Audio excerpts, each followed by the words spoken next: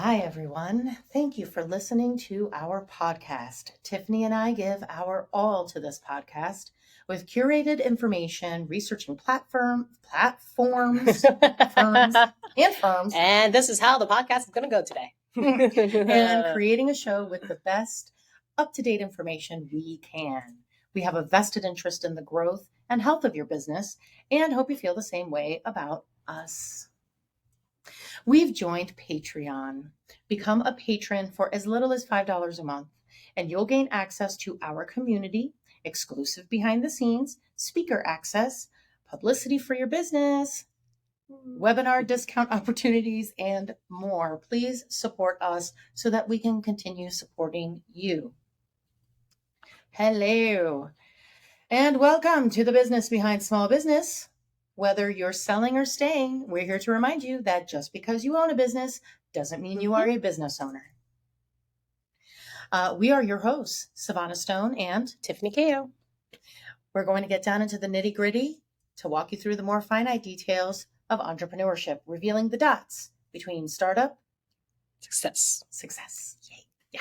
No one gets to $1 million without getting a little dirty. So there's a lot of business behind small business. Let's get to it. Could you be considering the sale of your business? Do you see an end date upon the horizon? Depends which day you ask. I know. There are days where I'm like, I'm done. And then I'm like, I love this job. Maybe you're seeing a retirement stage or age, and you want to start getting your ducks in a row. Maybe you don't see the value in what you're doing anymore, and you just want to get out. You have kids or a key person and that can take that throne over from you, and now you feel like it's time. There's a lot of preparation involved, and if you don't follow the necessary steps, you stand to lose or owe a lot of money. Let's discuss selling your business internally, what it means, what you need, and how to do it in the most delicate way possible. Before we begin, please note our disclaimer. This is available in both our show notes.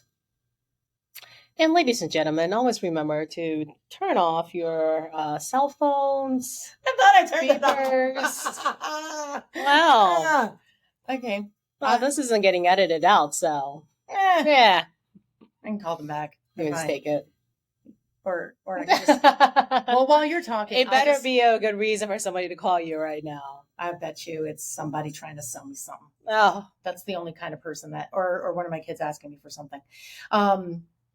Yeah, so we're talking about kids. And on that note, I'm going to step away so I can turn off my phone. And I'm going to let Tiffany talk so she can tell us about internal sales. Because we talked about external sales before. We did. And now we're going to talk about internal sales. Because I feel like there's a lot more nuance to an internal sale than there is to an external sale. Yeah, it's not any less complicated. Which is... I feel like it's more complicated. It might be. I think there's more emotions involved. That's why. Which is what makes even more. Not I'm saying there's no emotions involved when you sell your business to an external party, but there's definitely even more on both sides of the table. For sure. Point. So here we go. Okay. So would you like to? Yep. Okay, so let's admit it. Sometimes selling it to a third party isn't everybody's cup of tea at the end of the day. You see, you've built your business over a long period of time. It's taken a lot of hard work. And maybe you've just always built it with the idea that you're going to hand it off to your kids or something a little bit different than, kind of selling your soul and selling your company to somebody else who maybe sees it more like a transaction, right? Now, we all know that I'm all for the, party of selling it to others. So I certainly don't see it like it's selling your soul. So I'm just saying that a lot of people do see it as selling out when you sell your business versus keeping your business in your family, so you have some kind of family legacy that you've built over time. So hey, to each their own. So when we talk about internal sales, it can be to your kids or it could be to your employees, right? Especially for the companies that are very lucky. Although these days I feel like it's a pretty rare chance that you have somebody who will stick with you for 10, 20 years. Oh yeah, definitely. Right. So if you're lucky enough that you have these employees that you really like are key employees and that really is your family, it feels like your family, you may want to sell it back to them. And that's also an option as well as selling internally. So I'm gonna go over what the options are. And for me, like I actually don't know too much about the subject, so I had to do quite a bit of research. This is all Sevana's. This is all me. Yeah, this is all her. Last time it was me. This time it's all her. But I enjoy the research, so I did learn a few things myself, which is kind of cool. And to kind of consolidate everything that I found, I broke it down pretty much into like 3 circumstances. So I'm thinking that as an owner, the first circumstance is you want to sell or you want to transition it to your employees. The second circumstance is you want to sell or transition to your kids. And the third circumstance is you want to sell it, but you want to retain majority ownership for some time until maybe you feel like your kids' employees are ready, or maybe when you feel like you're ready to actually back off from the day-to-day and a major decision making. So circumstance number 1, if you want to sell or transition to your employees, there are 5 popular options. One is the employee stock ownership plan, also known as the ESOP. So this is a type of retirement plan that actually allows your employees to acquire ownership in your company. As the founder, you can actually sell all or a portion of their shares into an ESOP trust, which then holds the shares on behalf of the employees. And then the employees can actually earn shares of the company over time, making it as a form of kind of like a retirement benefit. And I know that this is super popular because, well, I mean, as you imagine, what better incentive it is for somebody to work hard for a company to know that they're actually getting ownership shares over time. And this can happen over years too. So this is not like a quick transition. An ESOP can happen over many, many years. So it's also incredibly popular, but can also be incredibly complicated. It's incredibly complicated, right? It tends to be pretty popular. Well, it was pretty popular during the tech boom. Yes. I wonder if it's still fairly popular now, I feel like, in the tech boom still. Like it's more, right, because it's the whole idea, right? If you have your share... Like I can't exactly pay you as much as I would like to pay you. Right, because you're not quite funded enough. Yeah. But you need the people to actually, the knowledge workers to actually work really hard. This is just a very... And it's one way just to kind of protect your company as well from outside sources, especially if you have a really hot idea or a hot type style of company. You want to try and protect it and protect the employees too, because a lot of times when a company gets bought, first thing to go is your employees. That's very true. When there's a lot of overlap, sometimes there's definitely cuts that happen right after a merger or acquisition. So the second thing is you can consider a management buyout. So in a management buyout, the current management team of the business typically buys the founder's stake in the company. So this could be really attractive if the founder kind of really trusts the management team to continue the business success as the way it is, right? And I feel like this is a great alternative in a sense that, usually your management team has followed you for some time. They know you pretty well. They know the culture of the business really well. They understand the goals. They probably bought into the goals already. Or created the goals. Or even created the goals with you. So you kind of feel good in the fact that you know that even if you're not going to be physically there or physically involved anymore, what you created will be carried on. So it's kind of nice. You can always do a direct sale. So direct sale internally, probably similar to a direct sale externally. You probably have all the documents and everything. You just sell it at the fair value of the business. You have a sale contract. You have terms. And if there's a few employees maybe that internally feels like they're up for the task, they could propose that and you can just do a direct sale to them. The other way to do it is also seller financing. So as the founder, you can actually finance the sale of the business to your employees by providing a loan essentially to them for them to purchase the business. And this is really great because sometimes funding can get a little tricky and you can actually be the finance person behind kind of selling this company over time, giving them the option to be able to buy it without having to have a whole bunch of capital already ready to purchase the business outright. And the last option here is stock options. So as the founder, you can always issue stock options to your key employees as a form of ownership to the business. This allows the employees to earn the shares over time as they meet performance targets and milestones. So a little bit sounds almost a little similar to the ESOP, definitely just very different. There's a lot of factors to it why it's different, but it is another option that is popularly being used. Probably in Silicon Valley as much, but you probably see the stock options more in commercial world that's non-Silicon Valley-ish. Yeah, and to speak to the seller financing, I also find that to be popular with selling to your children as well. That is very true. You are right. So that gets on to the second point here, which is, all right, circumstance number 2, now you want to sell to maybe your kids. Okay, so one way you can do it, and an option is you can think about is gifting, right? There is a way of transferring ownership of the business to your kids through gifting.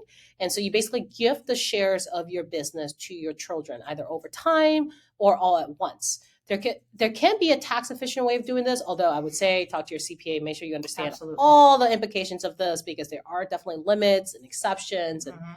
all those lovely things, that IRS has rules on. So you just want to make sure that you don't end up, accidentally triggering some kind of tax implication and not realizing it. But gifting is one way to basically gift the business to your kids. So yeah, definitely talk to your CPA, because if you have a certain revenue level or if you have multiple locations, it might start to make things a little complicated. yes. Now, of course, just like to your employees, you can also sell it directly to your kids at fair market value. So a lot of times it's very popular to kind of structure some kind of installment sale to your kids so that they can pay you over time as you probably transition out of the company as well. Then you can also have a buy-sell agreement. So a buy-sell agreement is a legal contract that outlines the future the terms of a future sale. So as the founder, you can enter into a buy-sell agreement with your kids, which outlines the conditions of when the sale can occur with them, who can buy the business, and at what price the business can be purchased at some kind of event, which is typically probably your retirement or, hate to say it, your death. Fun. It's going to happen sometime to all of us. Yeah, but you know what? It's good to have something like that regardless of how you sell your company, there should still be something like that in your will, because I don't have this as part of our our talk next, but Sure. a friend of mine, the company just they had several locations. The main owners, the brothers, both passed away, and then the family started to fight over who had what level of ownership, because there was one brother's family and then the other brother's family. That's a good point. Yes. And then there was a wife, and there was an ex-wife, and there was a new wife. I mean, it was a mess. So I think no matter how you want to exit, even if you haven't thought about exiting, let's just admit it, the exit's coming, whether you want it or not, right? So I think to your point is you got to have some kind of succession planning already built in now. Even if you change it later, that's fine. Yeah. But does it say in an event of something happening that is completely out of everybody's, timeline?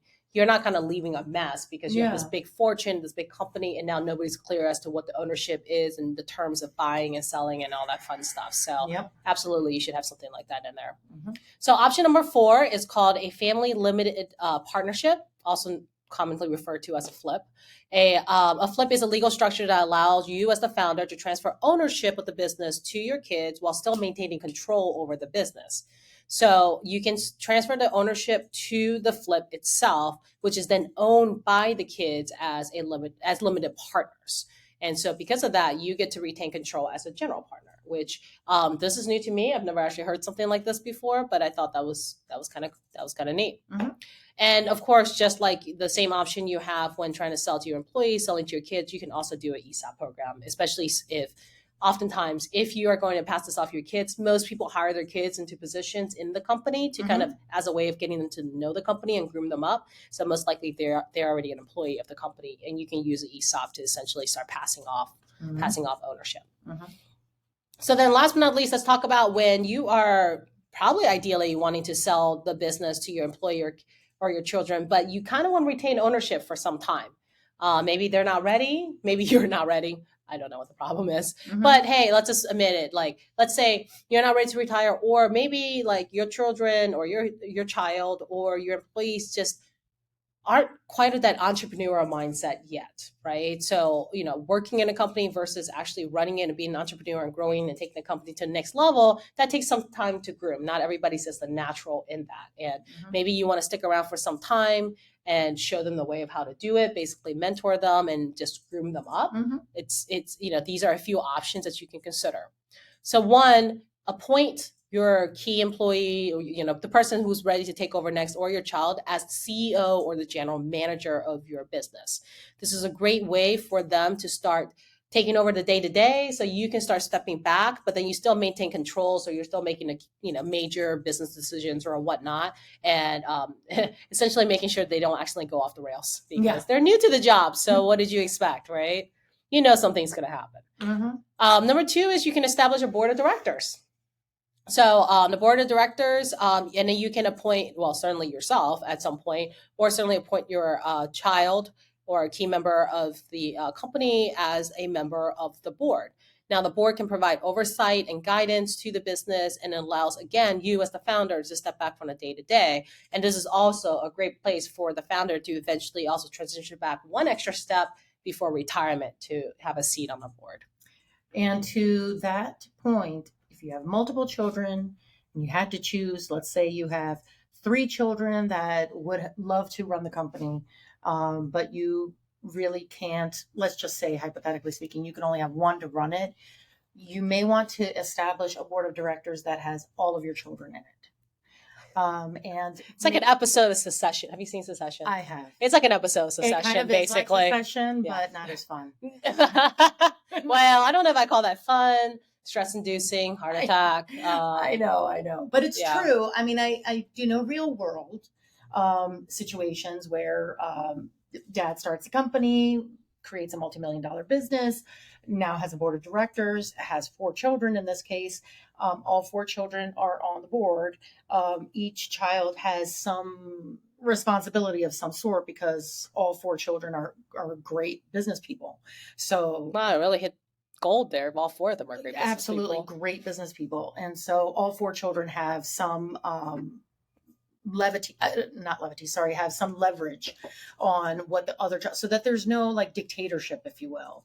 And one child doesn't make decisions on the company, on the family business, that maybe doesn't serve the purpose of the rest of the family, because I'm going to get into it when I start talking, but we're going to talk about income, like family income and future income, because that's essentially what it boils down to when you're going to, make one of your children an heir. Yeah, family and money. Sounds like a fun topic. Totally. So the third option is also implementing a voting trust. So a voting trust is basically a legal agreement that allows you as the founder to transfer your shares into that trust. And then you can appoint a trustee or to vote on behalf of the shares.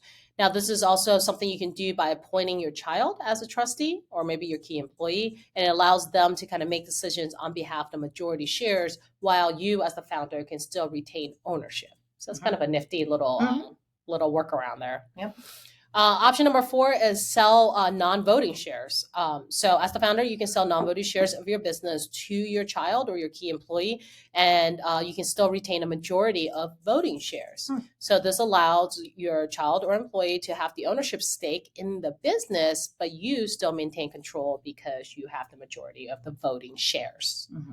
And then last but not least, in the same situation as before, you can also create a flip family limited partnership that we went over before. Basically allows you to still maintain control, but start passing off some shares over to your child or employee.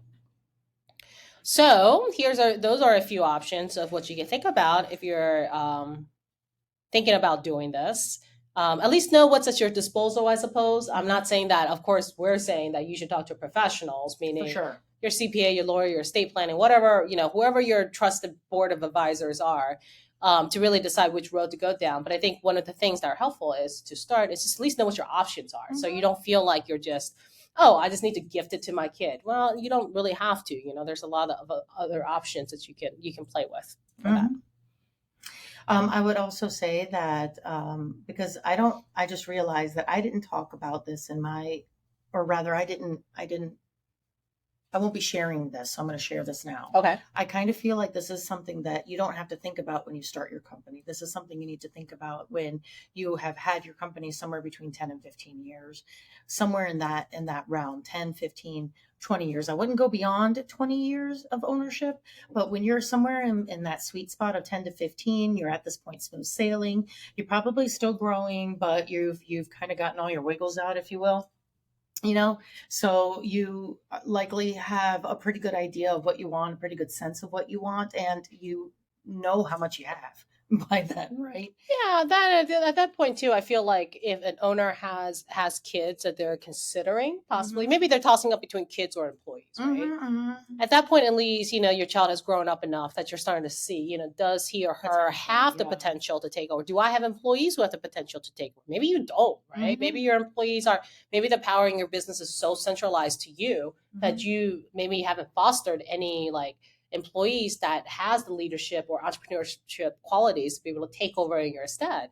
So yes, I think at that point, about 10, 15 years, you have enough information at your fingertips to actually make a good decision about how you want to move forward. Yep. Yeah, because it does generally take about 5 years, whether you're selling it externally or internally, to prepare your company for sale. That's true. So if you're looking at, that's on average. An average, yeah. So, and if you're planning to bring your child in to raise them up the ranks, you just want to make sure that you give yourself enough time. Agreed. So in saying that, selling your company to someone in your family or internally, whatever it may be, it can be a complex process that requires careful planning and execution. I've seen takeovers that have been great and some that have ruined relationships. Now, this is an important episode to me because I'm hoping that either one of my kids or someone I know will eventually take over the company when I'm ready to move on, or I'm just going to get buried with it. I don't know. It's a toss-up. So I recognize that it's tricky, and hopefully you do too, which is why you're here. So what do you do to ensure that you're happy, they're happy, and the sale is clean and drama-free? First, you got to identify the potential buyer within your company or family who has the skills and experience to run the business successfully, or rather, in my opinion, better than you. Yeah, one can hope. Yeah, right? one better can than hope. you. That to me is the ultimate way to get a company to sustain and maintain, is to ensure that whoever's taking it over is going to do better than you did. You got to consider the financial capabilities and willingness to take on the responsibility of ownership. So speaking of family, just because they're related to you doesn't mean they inherently know how to run a business, much less yours. Don't just sell it to family. It doesn't go through DNA? No? One would think, but not necessarily. Darn. No, right? Don't just sell it to family or gift to family because you think that's what you should do, or what they should do, or that it's their right. Yeah, their birthright. No, only do it if it makes sense. You don't want to be so, I think, nepotistic. Is that the word? Is that a real word, nepotistic? I'm going to go with it. Okay. I say it is. It is as of today. Yeah, that you have blinders on and you don't see the potential of whomever it is that you're in your family. Or the lack of potential. Absolutely. Absolutely. You're selling a business in the end, not a child. And you're selling it to a new business owner, not a child. So, next, establish a fair value. Consider factors such as your company's financial performance, assets, liabilities, the market trends, and future growth potential. Try not to get too emotional here either. all of this has got to be completely disconnected from your emotions. And if you don't feel like you can disconnect your emotions, this is not a good idea for you. Maybe not right now. Let's try again in a few years. To be frank, this goes for both internal and external sales. Be fair. Remove your opinion from the equation. So what am I saying here? I'm saying not everybody owns a multi-million-dollar worthy company. Okay. Some of us own businesses that are less than $1 million and a whole lot less worth $1 million.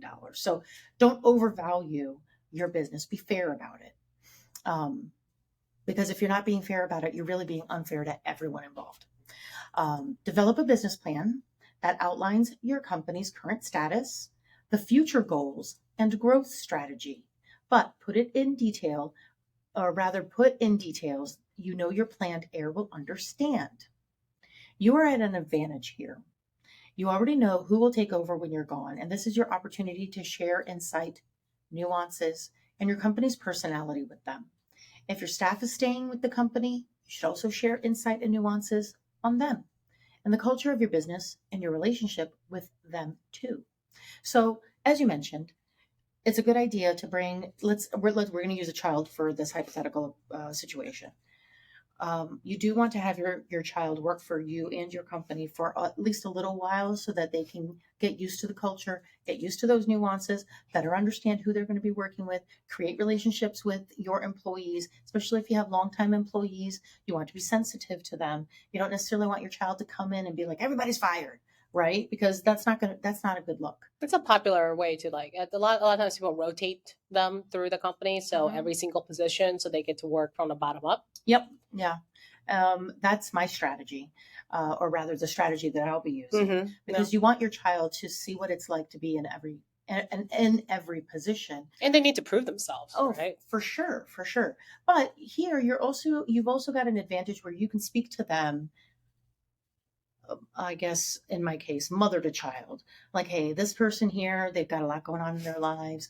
They don't usually respond to me in less than 24 hours. So just know that if you're planning on keeping them and you don't hear from them, this is the reason why, or, whatever it is. I don't feel like you could necessarily have that kind of conversation with somebody who's externally purchasing your company. You can, and also those kind of information isn't documented anywhere, right? No. For nobody, like it's these little nuances of the business, like the day to day, that you can't quite glean from any kind of SOPs or written documentation or anything. Even just you kind of have to live and breathe the company to see it, understand it, and ask the questions about it. So yes, it's like personality process, I guess, or the process behind personalities. It's the people that makes it complicated. Hey. But yes, the little quirks and differences that are created in your company due to the various people you hire, right? And it's important to know that because that's what makes up your culture. Absolutely. Negotiate the terms of the sale, including the purchase price, payment terms, and any contingencies such as financing or due diligence. This can easily become an emotional step, and things can slide down pretty quickly if not approached appropriately. It is essential to be transparent and fair in your negotiation to ensure a successful sale and maintain good relationships. What I'm saying here is don't just sell it to your kid because you love them and they're just so cute when they're sitting in their office chair like cute little CEO. No, you're going to be fair as though you are not related, right? Don't look them in the eye. This is Don't look them in the eye. Don't look them in the eye because then you'll be like, oh, but mommy loves you.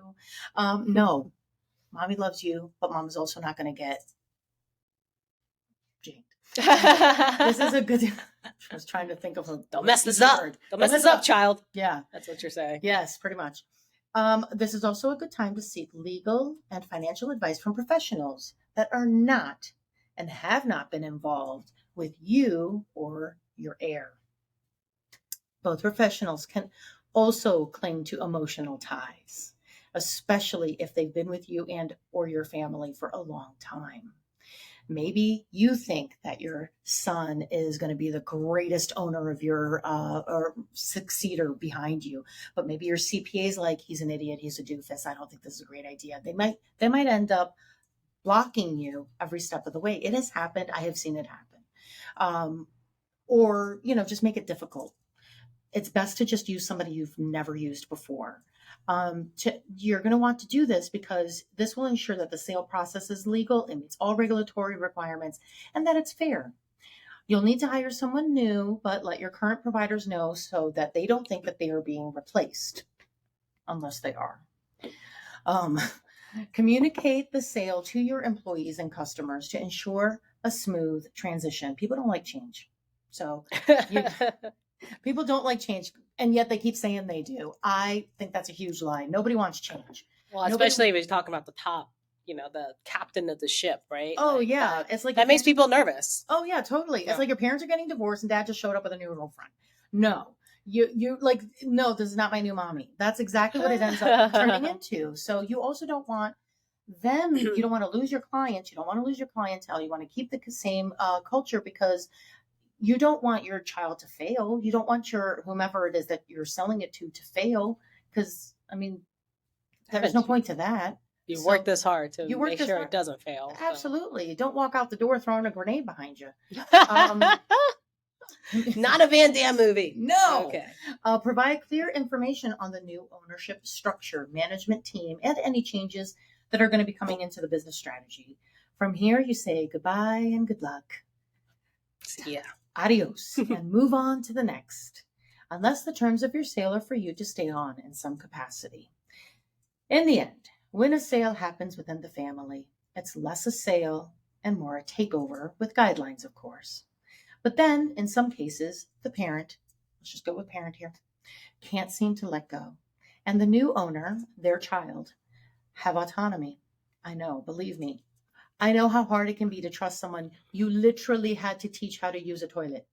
But there's a reason you chose this child of yours, who is now a very capable grown-up, to take over your prized possession, your business. Trust you made the right choice. Trust they will do fine.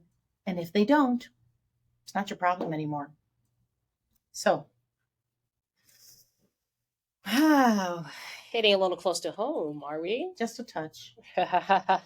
Yeah. So I have seen this professionally, and we're going to get into that in the raw truth.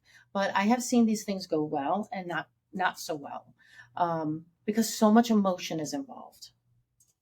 Well, probably correlates to the amount of money that's involved as well. Oh, for sure. Would you say that emotion is as much of an issue when you're selling it, say, to your employees, as opposed to selling it to your children? Oh, that's a good one.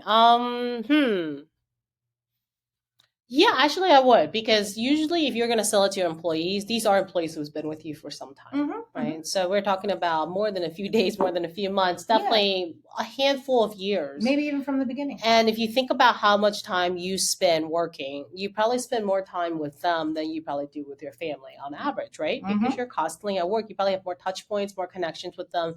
Over the years, you've probably gotten to know them and their families and stuff like that. So in a sense, I feel like there's a lot of emotions entangled that as well.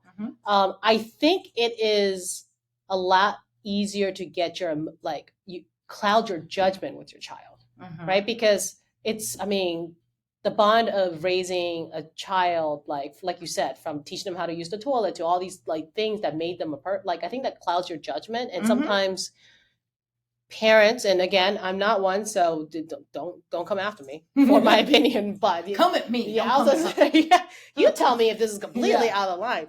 But I think that sometimes parents overestimate the potential of their child because of that. 100%. Because they've seen them grow up, all these little milestones along the way, and they so wish and want their child to be a certain way. And sometimes they're just, funny enough, I feel like parents who actually really want their kids to be a certain way, they usually get kids who are the complete opposite.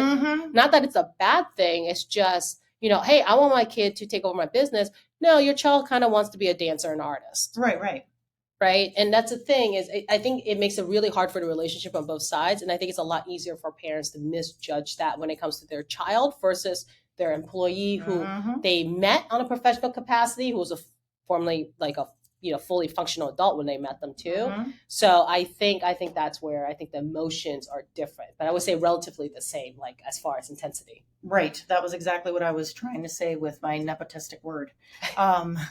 It can, sometimes the nepotism does take over, and just because you have a child that could take over doesn't mean that they should take over. And they may not want to. Oh, yeah. I've definitely had positions where friends who have a great opportunity to take over their parents' business, but it's not them. It's not what they want to do. They can't see themselves in that role. They don't want to do it, but the parents are like, oh, but you're my only son. And it's well, okay, what do you want me to do about that? Or they fail at whatever it is what they were doing before, and you're like, well, you got to be able to make money somehow, so I'll just sell you my business. How about them apples? And it's like, no, that's terrible. Don't do that. And you might ask yourself, well, what does it matter if it's not my business anymore, right? Like, what was the point of me starting this business if I wasn't going to maybe give it to my child? Well, I don't care what they do with it. I kind of feel like you should. Do you feel like you should care what they do with it? What do you mean? I don't mean care like you care so much that you are physically involved in the things that they do and you can't let them go, because that's a problem in and of itself. Yeah. But I mean, like, if you should care that they become successful. Am I making sense? I don't know. I don't Depends know. what you're trying to say. I'm trying to say, like, I know some parents who will gift the company to their children without any care whether or not that child becomes successful, more successful than them. Sometimes the kid does not become more successful than them, and the parent still ends up saving the day over and over and over again, not because they want to, but because they don't. They there's no other choice for them. And that's the thing and this is where I think my lack of parenting experience kind of comes in. It's easier for me to say this. I don't know if done in practice is that's the same. But to be quite honest, I think if your child is old enough for you to gift them your business, especially if they're, let's just say over the age of 25, we'll take a few years there, right? Over the age of 25, look, they're an adult. They got to sink or swim. They got to have to learn from their success and failures. It is what it is, right? Like they got to figure it out for themselves. And honestly, I think that if you gift the business and then you create a safety net where they feel like whenever they're close to failing or they might fail and the parents will come and swoop in and save the day. I just feel like you're almost enabling them to never really learn to be the entrepreneur. Maybe they have the potential to be, right? Sometimes these qualities don't exhibit themselves unless you're in a situation for them to realize that they have the ability to do this. And that's kind of how I feel about it. But like I said, I think it might be a little harder in practice because I would imagine watching your child fail and hurt and be hurt and feel bad and, maybe go through like very negative emotions for a long period. I mean, that's hard to watch as a parent, right? Oh, yeah, it is. So yeah, I don't know. Yeah, I don't know if should is the right word. Maybe, of course, you care.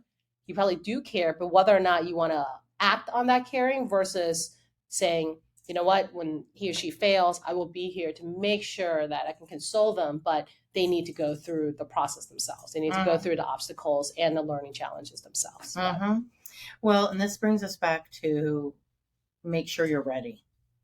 You need to make sure you're emotionally prepared for this. No matter how you exit, just know you have to be prepared, right? Whether you sell it externally, internally, you better be prepared to let it go. Let it go.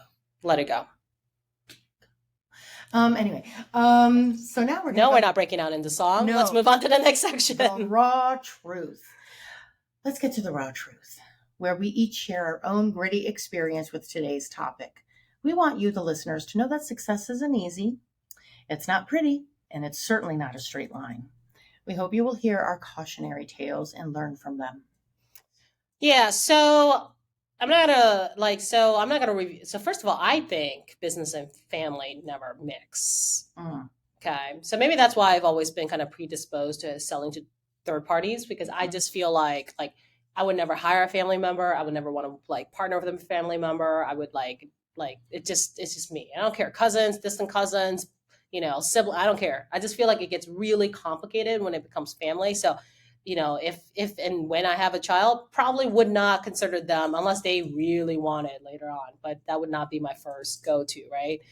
But I mean, maybe that's also because, subconsciously I've heard, bad stories about it, right? And so without going into any detail and names, because hey, nobody wants their laundry aired out we need there. To protect the guilty. But yeah, exactly. So let's just say we have family friends, right, who have very successful business. We're talking multi-million, these, not Succession, not that level or anything like that, but still nothing to sneer at in this day and age. And they had one child. No, actually, no, they had two kids, a boy and a girl. And let's just put it out there, they're also Asian, so haha. So they naturally felt that the business should be inherited by the boy, right? But the boy was, he, just wasn't of a business mind, right? He was a very successful, I forgot what he did, architecture or something like that. It's a little bit more not the same, career driven and focused and really enjoy the task versus being kind of more of this big old visionary and motivating and driving a business forward and stuff like that. And for years the parents have always just focused on him as the person to take over, and he doesn't want to, he doesn't have the knack for it. He doesn't even want to. It probably makes him miserable. And all the while, the daughter, actually has the knack for it, right? Enjoys doing that kind of stuff, but kind of is kind of overlooked a little bit in that sense. And eventually actually it all worked out because eventually the business went to the daughter. Oh, good. Right. It kind of like all worked out toward the end of the day. But that's what I mean by, I think, like, judgment gets clouded easier by culture, by experience, by whatever the case may be, right? I mean, it just is. And I think that ends up straining family relationships, right? Really badly. And I just feel like when there's business, there's family, when there's money, when there's family, like, I rarely have ever seen a situation turn out like, so good. Everybody's so happy without like years of fighting, right? So that's kind of like my personal raw truth about that. I can't help but smile because I'm Armenian, and in the Armenian world, if you didn't hear by now, I'm Armenian. In the Armenian world, we have most of us own businesses, and we have always, like, for thousands of years, we've been business owners, right? Like, that's just what we do. And we always, pass the businesses down. That is just what we do. When you're going to go get your first job, you work for family. If you're not working for family, you're working for a family friend. I have the exact opposite experience. That's good. I think that, and it's funny because in our culture, like, if a family starts to like fight, or if they start having like issues, we're like, they just didn't know how to raise their kids. Because, no, we definitely smack talk. Like, about that too. But we smack talk about, like, if your kid wasn't able to run your business, or you're having like you're butting heads because of your business, it has a lot to do with the way that you raised your child, and not necessarily like your business acumen, which I think is no, we're pretty that much judgmental in the Asian culture as well. I'm pretty sure, yeah. Mm-hmm. We have a lot in common. So anyway, so what I have always experienced is that when the child takes over the business from the parent, at least all these years that a lot of my family owned businesses, and then my cousins, then my uncles had them, then my cousins took them over. Now their children are taking it over. So now we're at our third generation of taking businesses over. The business just keeps getting better. In my experience. And plus, like I said, in all the Armenians that I know that own businesses, and then they give it to their child makes it better. So a lot of time they pivot the business so that it fits them. It's so ingrained into our culture that's just, owning a business is part of our culture. Is the parents okay with the pivots? Oh yeah. Okay, good. Yeah, totally. As long as it makes money. yeah. As long as it makes money. And a lot of times the money is something that it's like, I think that's why I run my company the way I do, where it's like this circle that feeds itself. Because that's how in Armenian culture, it's a circle that feeds itself. You're feeding the economy, you're feeding the local industry, you're feeding your family, you're supporting, you're being a good human, not just a human, not just a citizen. You're being a good human. That's what a human is supposed to do. So it's kind of ingrained into the Western Armenian culture. So I can't say that I have a gritty tale of my own to give, but I do have one that I'm adjacent to that I will use. I'm going to change some details here. Like I said, so there was a man who wanted to retire, and we assisted him for the first 3 years of getting the company prepared for his son to take over. Okay. His son was very qualified, business savvy, business savvy, very, very qualified to take over this business. The kid had grown up in the business, had worked inside of the business. Oh, nice. Okay. They had 2 locations. I keep calling him a kid. He wasn't a kid. He was in his 30s at this point, but whatever. He's a kid to me. If you're at an age where I could have babysat you, you're a kid. Anyway, so they had 2 locations. Dad was running one location, and kid was running the other location. And so kid knew what to do, right? Here we are in year 3. Everything is ready to go. Transfer is done. Dad and mom retired to Florida. Sounds like a success story. But it's not. Okay. Because dad decided that he was just going to keep saying, "Hey, what are you doing? What are you doing? See what I mean? What are you doing? See what I mean? What are you doing? What? Oh, well, I would never do it like that. I would never.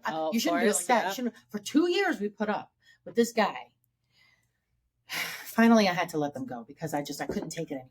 But this guy would not let his son just do what he wanted to do. Son had ideas. Son wanted to pivot. He wanted to change things. There were some things he was going to change. Some planned on firing a dead weight employee that had been with the company for a long time. Dad's drinking buddy. Dad's like, what the heck are you doing? Don't fire him. It's a trades industry. So, there was like, oh my God, it turned into a freaking mess. So much so that by the time that we left, I think that was the same time the son decided he was leaving. Oh, Yeah. wow. See what I mean? Yep. Strained family relationships. Son was like, I am done. I'm out of here. Stop controlling me. Yeah. If I can't run this business, then screw it. I'm going to start my own business. Right, of course. And I heard later on that dad's business ended up folding. Yeah. Because he couldn't find another person to buy it. And it was a freaking nightmare. So, sometimes you do have a child, but you have those situations where sometimes the child is the one who's like, come help me, please. But sometimes it's like the parent who can't let go. Yeah. And it's not always a parent situation, right? Even if it's you're selling to your employee. Well, yeah, probably the same thing. It's more of just your inability to let go, right? Because most people, a lot of people, and I think we talked about in the last episode too, or maybe the episode before, I don't know, but you don't always understand how closely tied your identity is to your business as a business owner until you lose the identity, meaning you all of a sudden don't have a business, right? You're not the owner of anything once you're retired, even if you sell it, right? Regardless in any case. And so my personal experience from like a previous Raw Truth was I thought I was prepared. I didn't even realize for that. I wasn't prepared for that loss of identity either. Even I thought I was. So I can only imagine for somebody who thought, oh, I'm selling it to my child. They never thought that, look, selling it to my child still means that I am no longer the owner of the business. That is not my identity anymore. I'm just retired. And it's hard because then you're left with, well, who am I? And then you keep wanting to figure out, like getting back to that familiarity that you knew before, which is, why you're probably looking over your kid's shoulder going, hey, what are you doing? Why are you doing it that way? I know better. Why would you do it my way? Yeah. Which is them crazy. Oh, absolutely. And we've mentioned this in the last episode. I didn't really mention it in this episode, but I should say that we are skimming the surface of what it is to sell your business. There are so many other things that go along with selling it that we could just be a podcast about selling your business. So that's why we are really focusing on what an external sale could look like, what it could look like. Our next episode will kind of complete the series on, what happens after the sale. So just know that there's a lot more to this than what we're talking about, but we're really hitting on the big subjects or the big topics, I guess. Yes. Big points. Great. Big points, yes, because otherwise you will be here forever. And absolutely. This will be like a Joe Rogan style show of like, it goes on for like 4 hours. 4 hours. I can't walk that much. No. I would be like Forrest Gump. Where am I? Ohio? No. So I guess that's kind of my disclaimer, because I don't want you guys to think that this is all there is to selling a business. It really isn't. These are the big points of things that we want you to keep in mind when selling your business. And it's not the kind of stuff that they necessarily talk to you about when you're sitting there in front of your CPA or your agent or your attorney. They don't always share the business behind it, right? You mean the business behind the small business? No, I do. Well placed. Yeah, totally. Okay. So anyway, we're going to move on. And in each episode, we like to connect a famous example to our discussion to help you relate our talking points on a more global or well-recognized scale. Now, this is where we're revealing the dots between the living room startup and the success story on the cover of Forbes. Sometimes we use exact examples of either famous persons or successful business owners of today or in history. And sometimes we use examples of people who inspire us and have inspired today's discussion. Okay, my famous example today is Dame Stephanie Shirley. You ever heard of her? Heck yeah, man. So, well, I'm not going to keep saying Dame Stephanie Shirley. So Shirley was a business, Still alive, but oh my God, Out she goes. is a businesswoman, a technology entrepreneur, and really a philanthropist today. Currently at the age of 89 years old. I think she's 89 now. I may have gotten that a couple of years back. She's had a long career of championing women in the workplace and new forms of technology, including being part of the team that programmed Concorde's black box flight recorder, which back in the day, that was kind of a big deal. Still kind of a big deal. Yeah, it is. I think half the people listening, like especially the kids, are probably like, "What the hell's the I Concorde?" didn't know anything. Yes, sorry, yes. But if you're wondering about the Concorde, History This Week has a great little episode about the flight of the Concorde. You should see that. Oh, cool.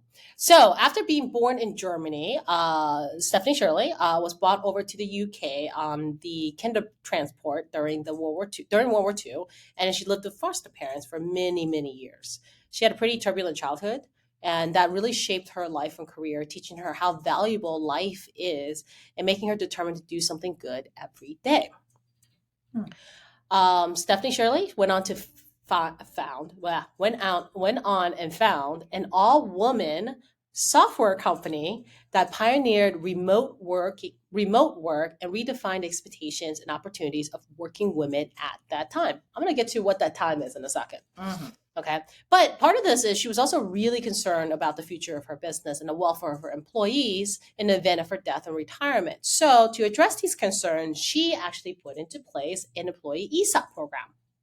She started the process in 1974. So now you understand, right? So she was pioneering stuff in the 60s and 70s, right? Really kind of crazy when you think about it. All woman, way beyond technology company, like in the 60s, 70s, and a remote work too, which we thought that was a new thing coming out of COVID, but hey, she was way ahead of us.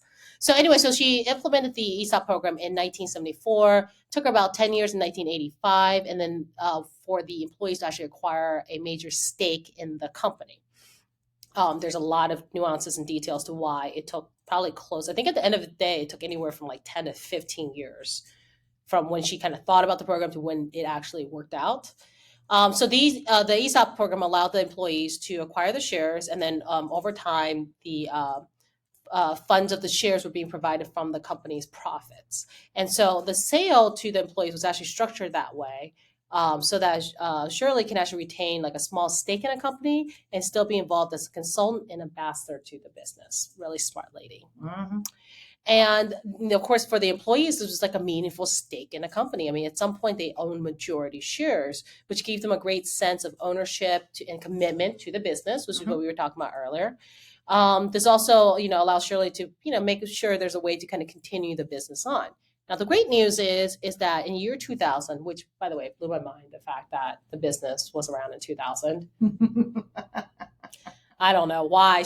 I'm just amazed. By year 2000, her company, which is called the Freelance Programmers, based in the UK, I believe, was valued at $3 billion with a B. And when it was acquired in 2001, it ended up making 70 of her staff millionaires because of the ESOP program. So it sounds a lot easier on paper than it was actually said and done. As you would imagine, back in those days, women couldn't even open a bank account without having a male relative present. So she took, and like other things that she went up against, for example, Stephanie Shirley was often goes by Steve Shirley, right, rather than Stephanie, because she realized using her own name didn't improve the credibility in a male-dominated world of IT. Just imagine being a female in the world of IT back in the day. Just wow.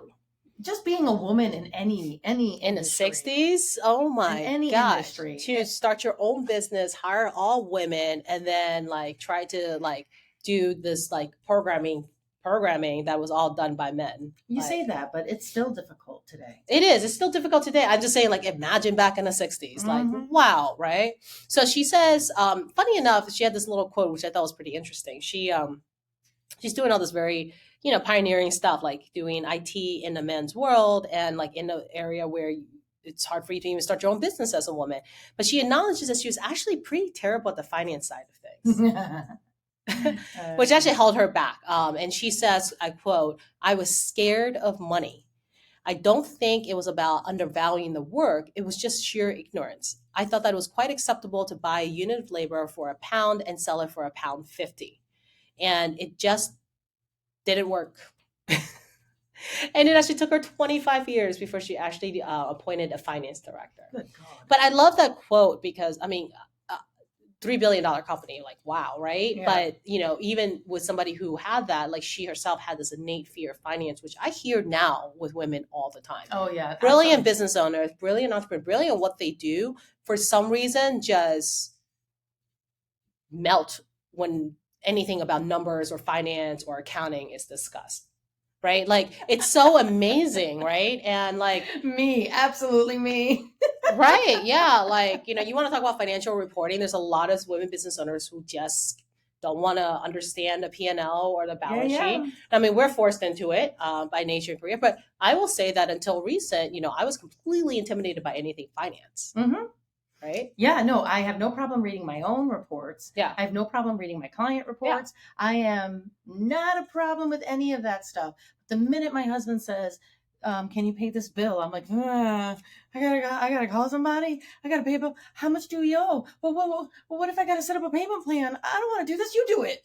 You know, like it's crazy. Like I could do it. I know how to do it. I just don't want to do it. I get all kinds of I get hives when it comes to me. You know, I get so intimidated by it's silly because the amount of things I've done in Excel and what I can do, like I don't even know why, but I have this like shut off valve in my head for some reason when it comes to finance. So you tell me to, you know, project stuff and like calculate interest and, you know, compare investments. For some reason, my brain just shuts down and there's a stupid button that goes on and I just, you know, can't do it. Right. You've been programmed that way. That's why. And so when she said this, I was like, I completely feel you. Right. But the great thing is she does go on and become one of the richest women in Britain, ranking third in the Sunday Times Rich list, which is probably their Forbes list over there, over in the UK, behind the Queen. And since, quote unquote, retiring from her work, she's been really into philanthropy with a particular focus on autism and IT, largely motivated by her late son, Giles, who had severe autism. While she was building the company, by the way, people, you know, just saying. And of course, her love for business in IT, the business she built. So yes, she's amazing. Amazing. And I don't think a lot of people actually know about her very much. But I love the fact that she had to sign her letters, Steve, because Stephanie wasn't making it through the door. But once she started signing Steve, she was actually getting responses, which is, look, cold hard truth of the facts of those days. Oh, for sure. Well, this is an unnecessary connection, but my cat's name is Stevie. And when I'm upset with her, I call her Stephanie. Because her name's Stephanie. Stevie. Steve. Get it? Anyway, as I mentioned earlier. What in this water? I know. I'm out of water now, so now I'm getting delirious. As I mentioned earlier, it's kind of a given in Armenian culture to take over the family business and then pass it on to your children, so on and so forth. There's a strong sense of responsibility and respect in business, especially in Armenian business, and especially in Western Armenians, who have for centuries been business owners in some capacity or another. Such is the case for the Zildjian family. You ever heard of them? Literally. According to the family's history, their ancestor, Avedis I, which is my father's name and my son's middle name, was an alchemist who found that an alloy of copper, tin, and silver created a metal with musical properties. Osman II, the Sultan of the Ottoman Empire at the time, brought Avedis to his place to make cymbals for the Sultan's elite bands. The Sultan gave Avedis the name Zildjian, an Armenian word meaning son of a cymbal maker, which was very common in the Ottoman Empire for them to change an Armenian name, a Syrian name or Greek name to fit the area. The alloy remains a family secret. Avedis was released from the palace in 1623 and was given permission to start his own cymbal-making business. The rest is history, a very, very long history. It would be 5 generations before the company and family would move to the United States. Avedis Zildjian III immigrated to the U.S. in 1909 thankfully, before the genocide. He worked at a candy factory, and soon he owned one of his own. In 1927, Avidis's uncle Aram was running the symbol business in Constantinople. He told Avidis that it was his turn to take over, meaning, hey, buddy, come back to Constantinople and take over the business. I'm ready to retire. According to the history on the company's website, Avidis III was reluctant to take on the company, which had never been very profitable, at least not for him.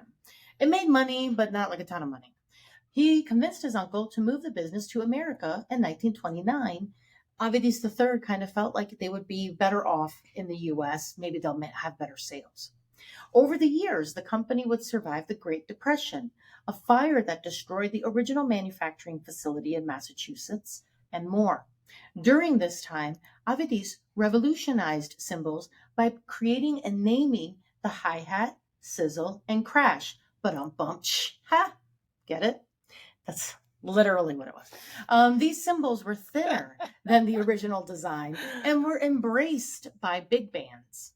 The company is now in the hands of the 15th generation of Zildjians and is still going strong. Arguably the longest running family-owned business in the world. That's pretty amazing. I have never known any of that. No, yeah, No, I know. That's very nice. It's well done. Something I'm supposed to know. It's part of it's my Armenianism, apparently.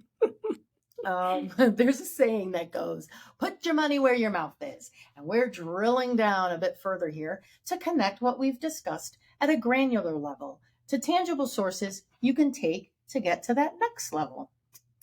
So I would definitely recommend Dame Stephanie Shirley's book, appropriately titled Let It Go. I love it. Let it go. I would just like to say that every time you say let it go, that song pops up into my head. I know, that's what I keep saying. I was like, we're not breaking down the songs. But Let It Go is the name of her book. She also has another book, which I can't remember the name of. But that book I read, and it particularly goes through basically her building it's a memoir too. I think it's actually, yeah. And it takes through her life and going through and building a company, and really from her own words and perspective, what it all felt like and the things that she ran into, and things she succeeded at, things she did not succeed at. It's a very enlightening book and pretty well written in my opinion, at least. Other than that, like the only great recommendation I would say is that, again, no matter which direction you choose to exit your business, one, think about the exit. Yes, it may take you 5 years to really solidify your plan of which way you want to exit. But, I'm always at the school of thought, you want to start at the end of mind, think about your exit in the beginning, and what that would look like, because that goes a lot into driving your business, what kind of business you want to build, because you don't want to put your blood, sweat, and tears into something for 5 years and then realize you built something that's not going to get you to how you want to exit. Totally. Right? Like that's like, you can't get time back. So I would say think about it early, make sure you have an exit. And then when you are ready to put in the concrete steps, or you're approaching that time where you want to put in steps, whether it is to exit externally, you want to exit and give it to or gift it or sell it to your kids or your employees, get your professionals together to support you, your CPA, your estate planner, what else is there? What else would you want to get together with you? Your evaluator, I would have. Yeah. Evaluation, a company, you need to evaluate your company, but definitely get your trusted board of advisor together to help kind of advise you through this, because this is going to be one of the largest transaction that you're going to have. And of course, also be careful of the tax impacts, whether you're going to sell it, whether you're going to gift it. There are a lot of tax impacts that goes with all of this, so make sure you're clear on that, and so like you're not ended up with some big old tax bill even after you exit, right? Retirement's not that fun when you have a big tax bill that you have to pay. Or you realize that you ended up handing a big tax bill to those that are either inheriting your company or gifting your company, whatever the case may be. So just make sure you're clear on that. But definitely get your trusted advisors together. Absolutely. My recommendation comes to you in the form of homework. I was inspired by these great questions on the Alan Taylor Brokers website and added some of them to my own questions to answer. Ask yourself and answer them before you consider selling your business to the person you're thinking of selling the business to, child or not. The link is going to be in our show notes. So, is your child more qualified than the most qualified person in your company to run the business? Does your child have the acumen experience, and education needed to run your business more effectively and efficiently than you? Will the sale of your business to your child or children cause discontent or an imbalance in your company? Do you need liquidity from the sale of your business to fund your retirement? If so, will you get that number by selling the business to your family member? Does the this comes back to the whole money thing. Like, you got to make sure you're making enough money off of this. Does the family, and by that I mean the whole unit, need to own the business in order to maintain their current lifestyle and build wealth? Who benefits the most from the sale of this business? If you didn't gift this business to your child, would they have started a business anyway? Is your legacy the business itself, or would the proceeds from the sale be a better inheritance? Think about that. What is best for the future of the business? Is the sustainability of the business the priority, or is generating ongoing wealth for the family the primary goal? What are your goals for the future? Is it the ability to enjoy retirement, semi-retirement, or do something else? Is it the financial well-being of your children, grandchildren? Is it the long-term viability of the business? You got to list out your top priorities and put them in order. Lastly, do you feel you can give up control of the business once the sale is done? That's a big one. And like I said, the notes, or rather the link will be in our show notes. Yep. Definitely write down those questions. Think about it. Even if you're not looking to sell right now, even if you're not looking to sell for 10, 15 years, like myself, I'm not looking to sell for a while, but these are good questions to ask yourself. Tuck them away somewhere, come back to them and see if your answers are still the same. And if they are, that tells you something. It'll give you some insight, especially if you aren't sure who you want to sell the business to. I think the questions are great to give you perspective for something that you're closely tied to. Please join us for our next episode, where we're going to discuss what happens after the sale. We're going to talk about what you should prepare yourself for, how you should prepare yourself, especially emotionally, and give you some ideas on basically what to do after you sell your business. Please show us your support by following us on your preferred podcast platform, social media, and YouTube. We'd love for you to also share our episodes. All of our links are posted below. And until next time, mind your business behind your small business, because all great success starts small.